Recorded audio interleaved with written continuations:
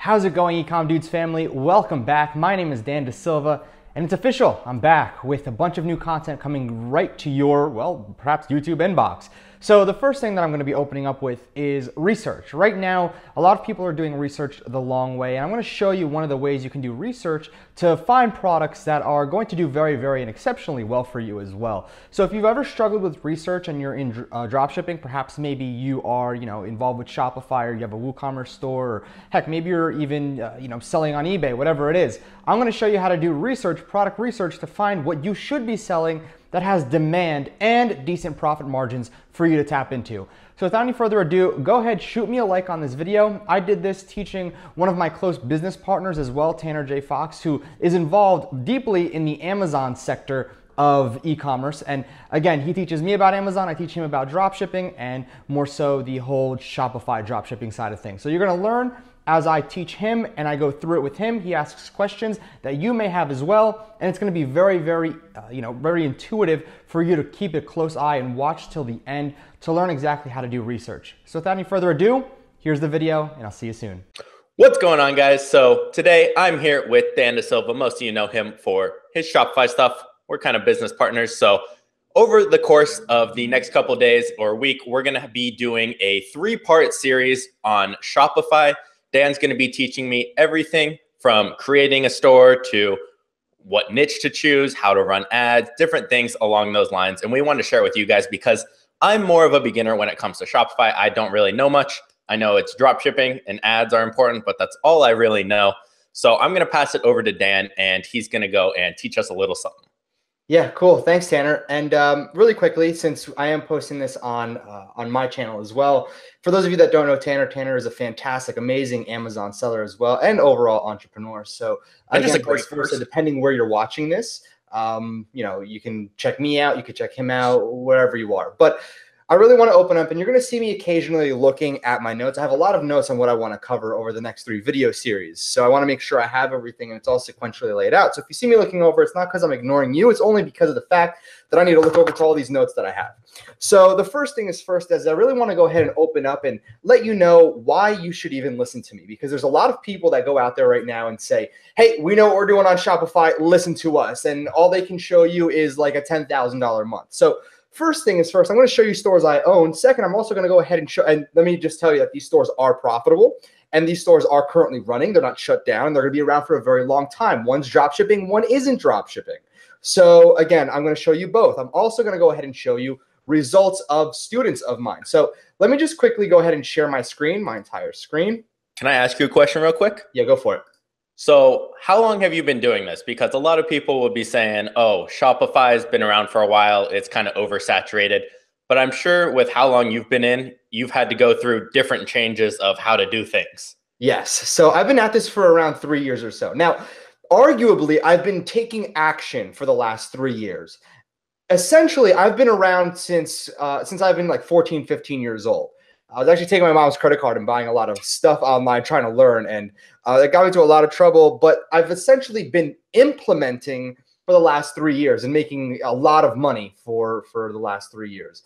So now, is it the same strategy you're using as 3 years ago as it is now, or is it a lot different? Oh, it's completely different. It's a lot harder now than it was back then. Back then, I could put up a product, run $5 a day, and make 6 figures in a given week like that. Now you have to get more creative. Now you have to start really, start thinking a little bit more, and you have to have certain processes and systems in place, which is really important because we're going to talk about that at the end of the video. And this is pretty big. So again, things change just like any market. You have to adapt or you fade away and die. Exactly. So back to what I was saying before is I want to just quickly show you, for those of you who want the credibility, I'm going to just quickly show you this. These are student results, okay? These are people that have either gone through my course, and I'm going to tell you right now that these range from, $500 in a day, $100 in a day, up to literally $10,000 to $50,000 in a day, from $100,000 in a month, all the way up to $1.1 million in 5 months. So these are just, and I'm going to go through them. There's literally a conga line of results. And if there's one that really catches my attention, Kurt's over here, 44,000. Let's just see. Mario actually went on and to do 1.1 or $1 million in 5 months. Mark over here, $50,000 in a day. So we have a lot of different earners on a lot of different levels. And it really does depend on a few factors, which I'm going to be teaching you here today. So I don't want you to think that I'm just somebody who's gone out there and, just put some stuff together and said, yep, this is it. This is what works. No, no, no. My stuff has been around for a very, very long time. And essentially everything that I'm about to be giving you is actually proven to work, is actually going to make you a lot of money. And the only differentiating factor to you not making money is yourself. So I want to get that out of the way right now. Is the only reason you won't make money with the next 2 videos, aside from this one that I'm going to be giving to you with Tanner, is you. You're the only differentiating factor. Okay, so just kind of keep that in mind. So now that you see that, students have gone through here, and like I said, there's a conga line of results. As a matter of fact, let me just show you that it doesn't stop there. I have course proof, and we have literally Influencer Marketing Academy, 100K Blueprint has another set of students. So when it comes down to millions of dollars in results in 2017 alone, just with one group of students, I calculated we've been able to generate $44 million collectively in revenue between 473 students, which is pretty dang cool. Now I'm blowing through this really quickly because I just want to show you, this is one of my stores. Actually, this is one that I recently acquired. So I don't want you to think I built this up. I recently purchased this store for pennies on the dollar. And as you can tell, people are buying. So I bought this around 2 weeks ago, and it did not look like this at all. Just so you know, it didn't look like this whatsoever. I had to add in the push notifications. I'm going to click allow, actually. Just click allow. All right, thank you. Now I have Didn't know you could do that with Shopify. What'd you say? Didn't know you could do that with Shopify, push notifications. Oh, well, you can. It's my software, buddy. I'm learning. Oh, okay. So yeah, so we have push notification and that little pop-up. If I toggled it, I can actually capture emails. So they click allow and then they actually enter their email and whatnot, and I can add it to any autoresponder. Pretty cool. But this is my store right over here. The product pages didn't look like this whatsoever, okay? I had to redo everything here. I bought it, and, the images are still the same. The products are the same, just the layout wasn't the same. The store converts very, very well right now. Vivere Smiles as well. A lot of people know about this one as well. It's a teeth whitening company. We've been slowly chopping away at this. We've been decently making sales as well. However, we're really pushing the Instagram. We're working with a lot of influencers. Our product page, yet again, if you go to the kit, okay, looks really, really clean. We built this up completely custom. We got all the icons made completely custom as well. Damn. However, this comes with experience, right? You're not going to be able to go out there and just create this right off the bat, the very first try. However, listening to what I have to tell you, following along through these series that I'm making with Tanner, you're going to be able to create this type of stuff. Okay, you're going to be able to create these type of sites that convert extremely, extremely well. Right. So what I'm going to be teaching you right now is more so the foundation. Think about this, right? When you're going out there, and let me just quickly share my face again, because this is pretty important. Right? When you're going out there and you're building a house, and I love using this. Tanner knows that this is one of my favorite analogies. When you're building a house, what's the most important part? You can't just go out into the middle. You can't close your eyes and start walking around and be like, perfect, right here. Right? Is it the car in the garage? You need a foundation, just like a business. So when you go out there and you start to build a business, the foundation is the most important part. If you don't set up the right structure, you're not going to be able to build. And what happens is a lot of people don't set up the right structure and they try to build. And what happens when you don't build on the right structure is everything collapses underneath you. So when you're going out there and you go blindly into a category or a niche, you have to understand right now that there's a long way to do it and there's a short way to do it. So there's an easy way and a hard way. Now, I'm going to show you the old way that everybody's been following. The new way that I'm going to be showing you is actually, Tanner and I are going and releasing more videos to this. So after the 3 that we released, there's actually going to be another 3 that are secret, that are hidden, that you're going to be invited to, and you have to opt in for that. And those are going to be literally 40-minute videos. I think the first one is 33, the second one is 41, the next one is 35, and the last one is 33 minutes. So those are already structured, but I'm going to give you everything that you need right here. And if you want to continue and learn even more, then you're going to go ahead and register for these next few videos that are going to be releasing very, very soon. However, I'm going to show you the old way. The new way, the powerful way, I'm going to go and show you when you actually register for these particular videos and our workshops that we're doing. So the old way still works. I don't want you to think, you're probably sitting here and being like, wait a minute, you're teaching me the old way and you're not going to tell me the new way. That's not right. Well, because I'm going to be teaching you the old way because it still works. Does it work as good as the new way, the kind of the boring method, as I'll call it? Not really, but this is what everybody knows, and it's easy for everybody to go ahead and use. To find a niche or a category that's selling really well, what you can do is you can still use a site called Watch Count. Now, what Watch Count is, it's basically an analytical tool that kind of scrapes eBay, if you will, and gives you the data. So if we just type in dog bones, right? So we just type in dog bones and you click show me, it's going to go ahead and compile a list of dog bones for you. Now, there's a few things that you have to keep in mind, and this doesn't show you over here. That's why you're going to have to click in. So I'm going to bring this out a little bit. And what we're going to be looking for is watchers and sales. Now, what does watchers and sales have to do with anything? Is let's just say right over here, there's 301 watchers, right? So if we click over here and then we take a look at 4 sold in the last 24 hours, okay? So you're going to be able to see how many sold in total, 546 sold in total. So if you do the math over here, for every 3 watchers, there's 5 sales. So it's a 300 to 500 ratio, so a 3 to 5. Now, that's not bad at all. That tells me that, okay, this is something that I could potentially purchase. Now, there are occasions, okay? And let me just kind of show you maybe yoga, where the watchers will literally be so much more than the actual purchases. So let's just take a look at these yoga pants over here with 3,000 watchers, and this has 3,584 sold. So it's kind of a 1-to-1, all right? So, you know, one watcher, 1 sale. I'm trying to find one that has or a deficit between the watchers and the sales. So 10,153 sold and so 2,900. more watchers than actual that was actually sales. pretty big. What's that? So more watchers than actual sales is. So you want more sales than actual watchers. Yeah. Now the reason being is because if somebody clicks watch rather than clicking on buy, that means it's not really an impulsive decision. That means that if you can't get them to purchase right away on something that is, you know, fairly cheap, fairly cost efficient. I don't want to use the word cheap. Fairly cost efficient, like $253 or $488. There's no way that you're going to be able to get them to impulsively purchase something at $15 to $20.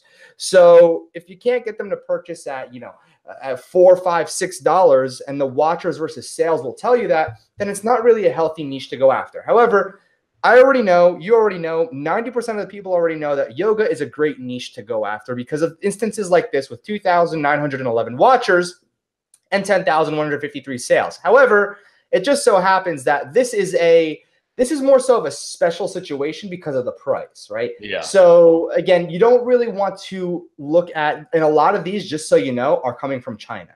So just get that right now. That's like $11 down a couple. Exactly. So, you know, here's the thing. Everybody always says, well, you know, Dan, why would they go out there and purchase from, you know, why won't they just purchase from the supplier? And why would they purchase from me? Well, why are people purchasing on eBay? Okay, when they can just go ahead and technically, yes, it's directly with the supplier, but if they go and look for the supplier on like AliExpress, right, they can just go out there and directly connect with the AliExpress seller. However, why are people buying from Target and Walmart instead of just going straight to their suppliers then? Exactly. That's the same argument. Exactly, literally. And here's the thing, you know, one of the best things that I've seen is there's this thing called retail arbitrage. And what retail arbitrage is, for those of you that don't know, it's basically if you find something on Walmart for $10, sell it on eBay for $15. People are like, well, why don't they just go to Walmart? Because nobody understands that most people, when they see something, they will typically buy it on impulse or they'll buy it based on where they saw it. So that's pretty much what we look at when we're actually going and, you know, looking for different products. And like I said before, retail arbitrage, people find stuff on Walmart, they'll go ahead and sell it on eBay for $5 more and take their profit, and they'll just go ahead and drop ship it, or I shouldn't even put it in quotes, but they'll drop ship it and literally go ahead and send it to the customer. So it doesn't really matter where you're purchasing the product from. There are people on eBay that only buy on eBay. There are people on Amazon that only buy on Amazon. There are people on Facebook that will only buy stuff from Facebook ads. There are people on Instagram that will only buy stuff on Instagram if they see an ad. So how do we solidify if something is good to target or something's good to dive into? We can use the watch count method where we, you know, take a look at 2,000 watchers. This is $729. Let's start looking for a higher price product. So $14. So we're at 1,784 watchers. This one's $14.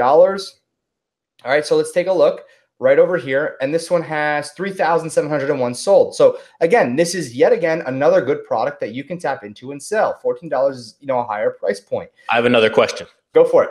So how would you distinguish if the sales are lower and the watchers are higher? How would you know if it's the product as a whole, that niche, or if it's just they have a bad listing, or maybe their price is too high compared to the rest?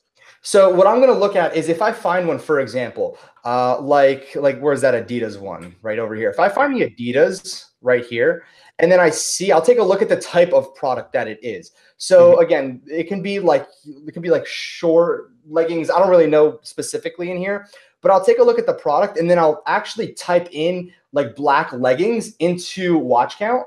All right. Okay. And then I'll take a look at everybody else's. So okay, so just looking leggings, at like a ton and taking the average almost. Exactly. I'm looking through it and making sure that the numbers are consistent.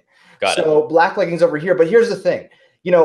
You see where it says $4 and then the next one's like 38. I'm going to start taking a look. Well, this one really pushes the whole, what are you looking at, Dan? The whole leggings example, huh? So I'm going to take a look at only the price ranges that I actually found the product in. So, $10 is pretty much another price range. 13 over here, $19.99. So I'm going to start taking a look at the ones closely related to price, but I'll also take a look at the watchers and sales. So over here, let's just go and open this up and see if we have the same consistency. So this one's even better. So 24,000 sold. However, the price is the reason why they're selling like that. Yeah. So once I find a product, I'll start digging deeper. But I don't stop there. I'll actually go to AliExpress. All right. And then I'll just type in the same thing, black leggings. And then I'm going to see over here, all right, if I just click on orders, now it drops down for the most amount of orders. So $7.20 a piece, $12.98 a piece. These are the same ones, just different, maybe different supplier. Over here, we have something completely different. I'm going to take a look at the prices that they're selling it at and see if I can go ahead and list it, all right, for example, or not even list it, but if I can go out there and check and see if there's other products closely related or double the price point that it is right here. So $7.74. Do we have something over here that's $14? Okay, so originally the Adidas one is $14, which we can use. And then we have something for $10. Let's see over here. I'm just going through different ones. So $13. All right, these are men's. So there's a lot of different ones that I'm going through. $5.53. Again, there's a lot of suppliers on here that just sell on eBay as well. $8.54. As you can tell, the watchers keep going down. Just taking a look at the prices as well. It seems like there's a lot of scantily clad when I search black leggings. So maybe it's off your search history. Yeah. Oh yeah, real funny. Let's just see over here. So now it just gives us something way too broad. But again, leggings is actually super, super broad. It's hard to target that. So that's kind of the gist, if you will, of what I'll be doing. Leggings and yoga is super, super broad. The deeper you can go into a niche, the better it is. So let's, dog training toy. All right, click show me. And then I'll see, oh my goodness. Wow, whoever trains their dog with the bazooka canine dog tennis is not a nice person. That's a good one. So again, right over here, something like one piece flying dog frisbee. All right, so $1.90. All right, so definitely, let's just see, dog frisbee. All right, they're selling it for $1.90. Again, it's literally $1.90 right over here. This one might be a set, perhaps. This one is $5.28. There's a lot of different suppliers that are on here as well. So this one can range from 95 cents to $1.12. It seems almost like the one that's over here. But essentially, this is what I start doing. I start compiling a list of different products, and I'll open up sheets.google.com and start putting in a lot of different products depending on their watchers and whatnot. Now, if I go into a niche, right, and this is kind of where I want to summarize it, is if I search dog training toy and then I see 1,317 watchers, 12, 100, 50, 62, that tells me that niche doesn't have, a lot of traction in it. So there's not that much competition, and there is still some profit to be made, but it shouldn't be your primary. So if you have dog training toys, what you can do is just go into the next niche or next category that it falls under, which would just be dog training. And then let's see what happens when we have dog training. So dog training, this is terrible, a rechargeable electric shock collar. Again, there's that bazooka gun for the ball. Then we have a vest, okay? So again, you can keep on going deeper and deeper, and then take a look at what's in dog. okay? And now the watchers should definitely go up. So now we have, the cage over here. We have personalized collars, which again is a little harder to get into. We have the cage. We have a dog tag. We have a harness. So I'll keep moving about, around niches like that and jumping in and out of categories and seeing exactly what I can find. However, what I really am looking at over here, Tanner, is the watchers, okay? The watchers and the sales. That is what's going to signify. Everything else is just a secondary fact, if you will. How would you know if it's too competitive then? Because you see the sales, but how would you know? Is it based off how many people are running ads for certain things or what? So now when it comes down to competition, this is a really good question. Here's the answer to this and what I tell everybody. When it comes down to competition, it really depends on how you sell the product. For example, I know your audience really knows about Amazon. So, there's always competition, right? What do you do for the competition? You add in a bonus, you sell it better than them. You start adding in better features and benefits, make it look prettier. Same exact concept here, okay? It's literally the same exact thing that you're doing. Is you might be adding a bonus to your product. You might be, making it a little bit cheaper or a little bit more expensive and adding a bonus or whatever it is. So competition, I wouldn't really be too scared about. The only thing that I would be weary about, which again, we'll cover in video 3, is how far priced your product is to the actual wholesale price, because of the fact that you need to take ad cost into account. Yeah. A lot of people, they'll look at, a price of a product that's $1.99 and they realize they can sell it for $10, yet there's this $8 margin that they think they're going to be making, but there's ad costs in there. Mm-hmm. So that was my first pointer, Tanner, was the competition. The second one is people ask, can you scale with other products or are you limited? Now, you can easily scale. And this is the thing. This is why I wanted to show you going from dog training toys to dog training to dogs. If you have a dog training toy, you can go ahead and sell that dog training toy to German Shepherds, to Golden Retrievers. And then what you could do is dog training. You could do dog harnesses, dog collars, etc. So it doesn't target a specific dog breed. Then if you just have a generic store that's dogs, now you just have a store that's catered to all types of dogs, all different breeds. So you don't limit yourself to one particular niche that you're inside of. So, and that's one thing that I suggest you don't do, is only looking at that one niche. Figure out if you can scale out, right? Figure out if that one product or one niche that you're going after has the ability for you to expand within it. Okay, so that's pointer number 2. Any questions? I don't think so. Cool. Pointer number 3, are the margins of the product hard to work with? Okay. Now this is kind of big for me because I already told you a little bit about this with the ad costs and whatnot. Remember, you don't need to more so outspend your competition. You need to outsell your competition. Now, the best thing that I could tell you is take a look at the courses market, right? And everybody on your channel, my channel too, knows that we sell courses. So does everybody else and their grandmother these days. They sell courses. The differentiating factor is, can we outsell them? Will we have the ability to outsell them? The way people buy is the same whether they're buying courses or a physical product. People buy based off of emotion and not logic. And this is a lot, this really gets deeper into why people purchase. I'm not going to sit here because I love to talk about this for hours on end. But when it comes down to it, are you delivering on the perceived value of the product? You don't need to worry about competing. You need to worry about outselling, okay? And that's the key here. Those are my 3 pointers. Competition, it doesn't really matter because you need to learn to outsell. Number 2 is, can you scale within that particular niche? And number 3, are the margins hard to work with? Or are you scared to work with those margins? Now, you shouldn't have to be, if a product is $2, you shouldn't be selling it for $10. You should be selling it for what you want. If you believe the product is worth $30, sell it for $30, but make that person understand and believe that the perceived value of this product is worth $30. Those are my 3 tips. And that is part of the first video, setting up your foundation, how we do it the longer way. And if you want to learn about the easier way, I guess Tanner will transition here.